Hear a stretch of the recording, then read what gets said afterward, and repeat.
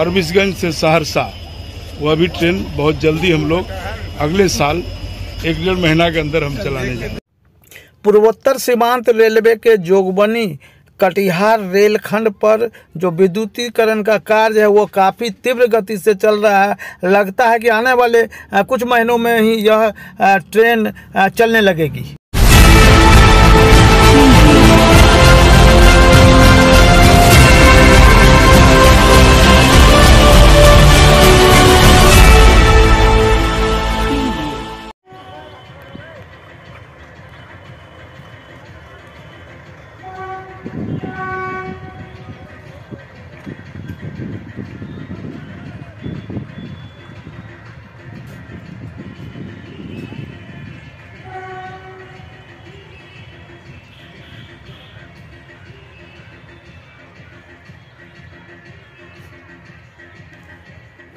नमस्कार, सत्य से लवरेज में आपका स्वागत है। मैं हूं प्रदीप शाह। अभी मैं खड़ा हूं फारबिसगंज जंक्शन पर और सबसे खास बात ये निकल कर आ रही है कि फारबिसगंज जंक्शन पर जो विद्युत का कार्य है, विद्युतीकरण का, जोगबनी कटिहार विद्युतीकरण के अलावे फारबिसगंज सहरसा विद्युतीकरण का कार्य काफी तेज गति से चल रहा है।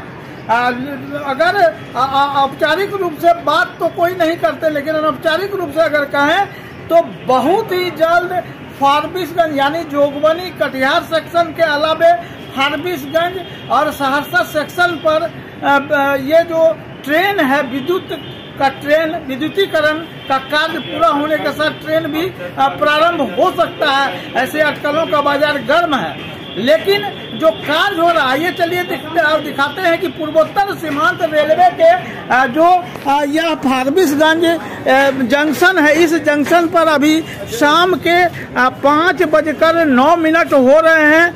अभी डेमो ट्रेन यहाँ खड़ा है। इसके अलावा जो कार्य हो रहे हैं उससे जुड़े देखिए आप, ये पावर लोको पावर खड़ा है यहाँ पर। इसके अलावा जो फारबिसगंज स्टेशन पर कार्य की गति है, केवल विद्युतीकरण का कार्य को अगर ले तो ये सामने आप विद्युतीय पोल देख रहे हैं और इस पोल पर दोनों ही तरफ फारबिसगंज के अलावा सहरसा रेलखंड जाने वाली, हालांकि यहाँ NFR और इसी रेलवे दो रेलवे का मिलन होता है। फारबिसगंज सहरसा रेलखंड समस्तीपुर डिवीजन में आता है, जबकि जोगबनी कटिहार ये पूर्वोत्तर सीमांत रेलवे के कटिहार डिवीजन में आता है। यहाँ देखिए बिजली का कार्य तेज गति से चल रहा है।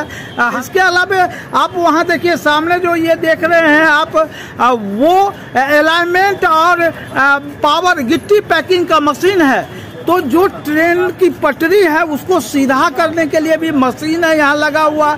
कार्य हो रहे हैं, ढेर सारे कार्य हो रहे हैं, लेकिन सबसे दुख का विषय यह है कि फारबिसगंज में जो माल गोदाम का क्षेत्र था, यानी फारबिसगंज का स्टेशन का दक्षिणी भाग, इस भाग में जो पहले माल गोदाम था, पहले योजना थी रेलवे की कि यहाँ एक कटिहार के जैसा ही एक मॉडल स्टेशन बनेगा। इसके अलावा यात्री प्रतीक्षालय बनेगा, उस भूखंड का उपयोग होगा। हालांकि अभी 3 नंबर प्लेटफॉर्म, 4 नंबर प्लेटफॉर्म ये भी नहीं बना है, इसमें विलम्ब है। फारबिसगंज सहरसा ट्रेन को लेकर गाहे बगाहे बातें चलती है। पूर्वोत्तर सीमांत रेलवे के अलावे जो समस्तीपुर डिवीजन की ओर से जो CRS हुआ था, CRS के बाद 100 किलोमीटर प्रति घंटा की रफ्तार से फारबिसगंज सहरसा रेलखंड पर ट्रेनों की परिचालन की बात कही गई थी, लेकिन